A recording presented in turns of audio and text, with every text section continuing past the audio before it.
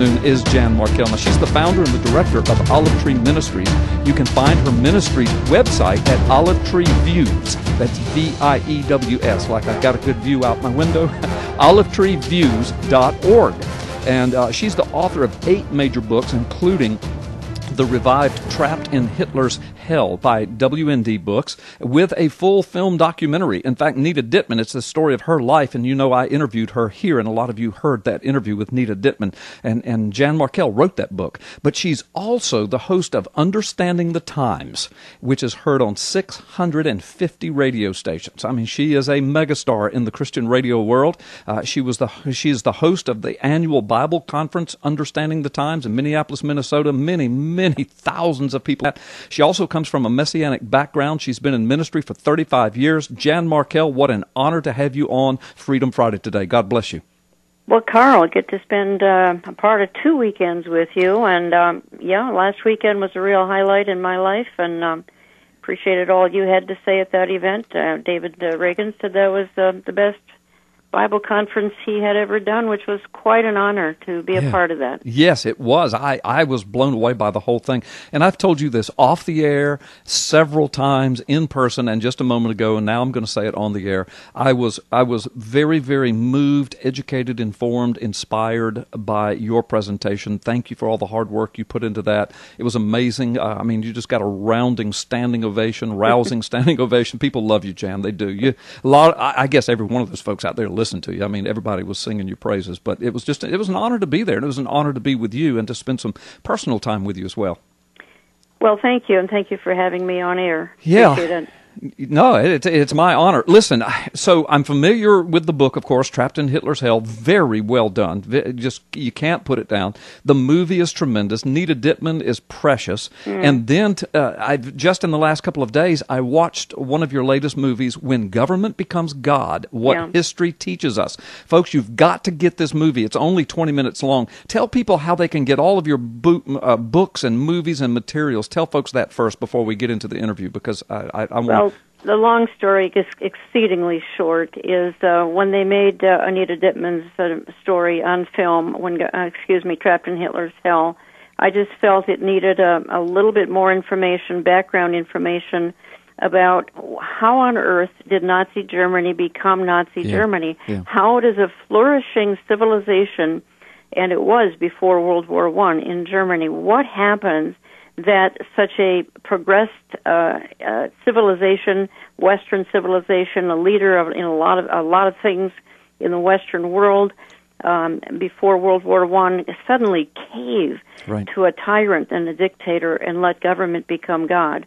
And then I did some research to figure out how it happened, and then lump in my throat, as I say it, I suddenly realized America is making the exact same mistake. Yes. And we are letting government become God because in Germany's case, they wanted the glory days returned. In our case, I'm not so sure it's quite that, but in our case, in America's case, we simply, at least many, we can't say everybody, wants the government simply to take care of them. They want that monthly check, whatever it be.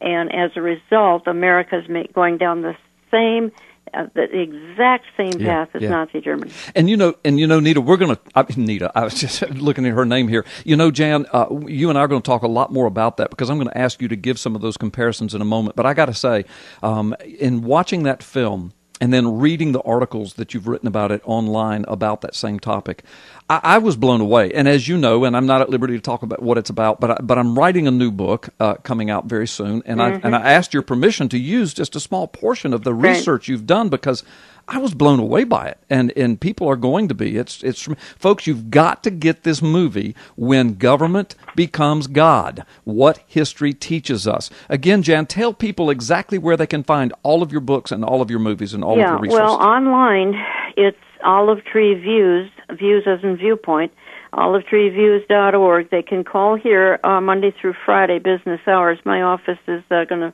be closing in minutes, but they can call anytime next week, Central Time, business hours, and ask for the little. It's just 20 minutes. It's just long enough to make a point, to get people thinking, and then again, it's ideally a companion, and I even offer it in a combo pack. Anita's 75-minute documentary, and then this little 20-minute When Government Becomes God as a combo pack. You can get them individually.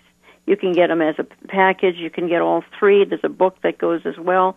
Just visit my store or call us Monday through Friday, and we'll be here to help. Right. And I'll give that number once now, and then at the end. And the business number is 763-559-4444. 763-559-4444. Okay, good deal. And we'll give that number out again later on during the show. Plus, folks, you can go to olivetreeviews.org, and the numbers are clearly there. Beautiful website, by the way.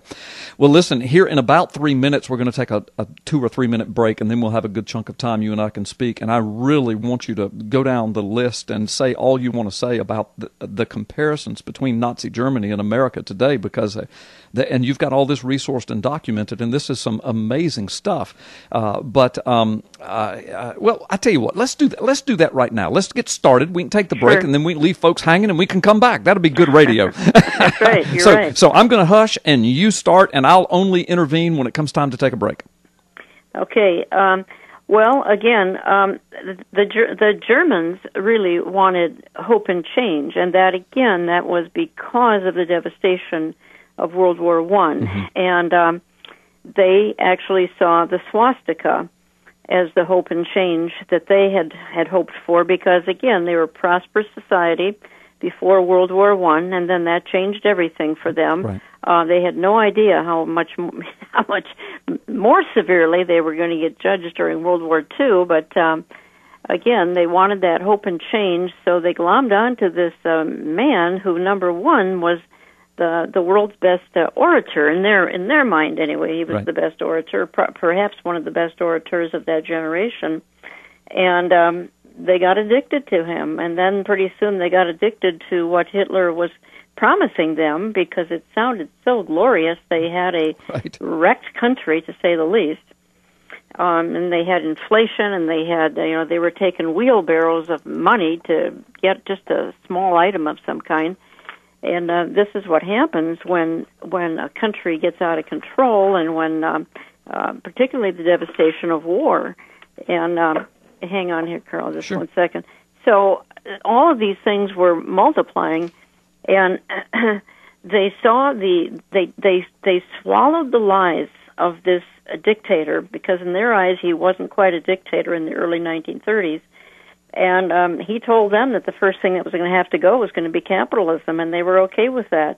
And then he went right down the list of things, of tyrannical things, taking prayer out of school, 1935, forcing the folks to raise their kids in daycare, taking Christmas and Easter and anything godly out of the public schools, socializing medicine, and therefore wrecking the German healthcare system. Jan, so you were going down this list of the comparisons between Nazi Germany and what Hitler did to bring it to a state where he could bring the world the Germany we knew, and you were comparing that to things that are happening in America. How about backing up and hit those 2 or 3 points that you hit, and then we'll go from there, because these are astounding.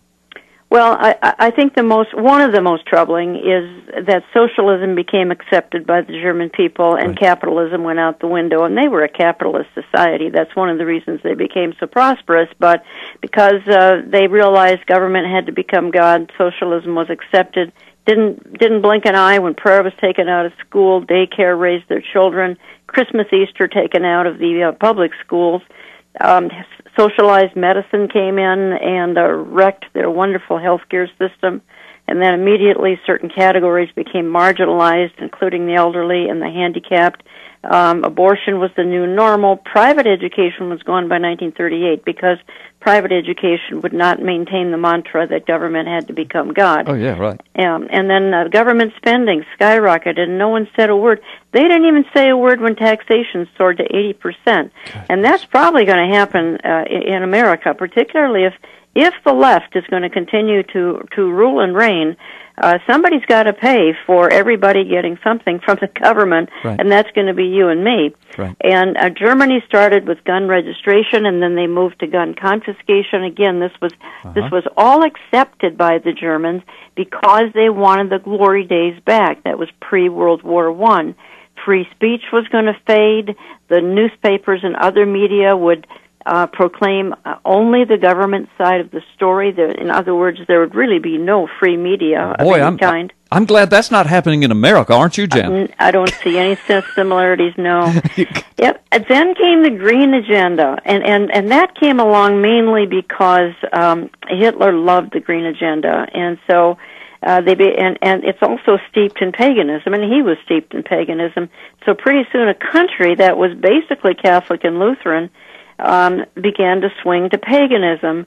And then came the government spying, of course, and that went off the charts. Again, folks looked the other way, and they excused that kind of spying simply because they had let government become their god. And then the children began to sing praise songs to Hitler, and they were spellbound of him because, for one reason, and I referenced this earlier, his oratory skills were second to none. Now, I think today they would think differently, too, because it was heavily a lot of hate speech, but back then they wanted the glory days back, so it's like anything, he kept promising that hope and change, they glommed onto it, and I think, Carl, that one of the most troubling things that happened in this whole switching from a free market capitalist society to letting government become God was what happened in the German church. And I think I need to point out quickly that not every church did this. There were the Bonhoeffer element within Germany who stuck to the truth. There were some evangelicals. There was Anita Dittman's pastor. Right. He was a part of the confessing church. They didn't go along with any of this nonsense. Right. But those that did go along with the nonsense, those churches fell into mysticism. They fell into what today would be something like Christian yoga or walking the labyrinth or contemplative prayer. That's the kind of mysticism they drifted into. And then the pastors wanted to be popular back then. The pastors didn't want they were riddled with compromise, and they wanted also to have favor with the government. Those are just some of the comparisons, just some. There are literally hundreds of comparisons between Nazi Germany and America today. Right, and so many of the things that you just listed have been ushered in by this current administration. That's right. Yeah, absolutely. I mean, administrations before him have been on the way, so we're not making him out to be the most evil of evils, but he is, and this is the way I say it, he's the exclamation point on the end of the sentence thus far. I don't know if it's the end of the paragraph yet. I pray not, but I don't know either, Carl.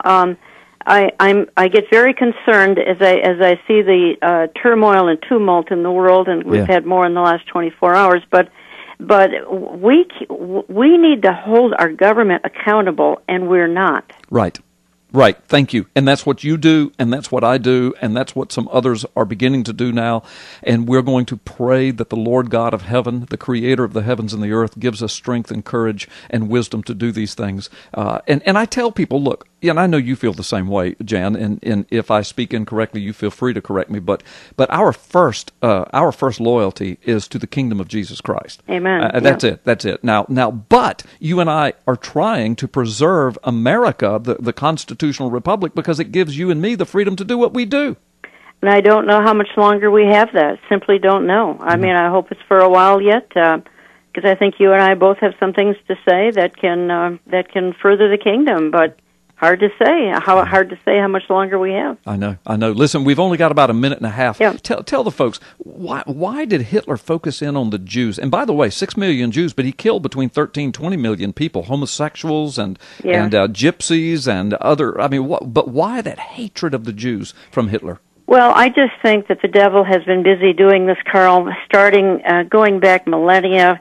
We have pharaohs, we have Hamans, we have pharaohs, we have presidents, generals, kings, Führers, now mullahs, and I think the devil has instilled this into some evil people because the devil knows if he could do away with God's people, the Jewish people, he could somehow derail God's end-time plan, and so he instills this into evil people. They never give up the idea. How many other ethnic groups have been persecuted like this? It has to be a supernatural thing. Right.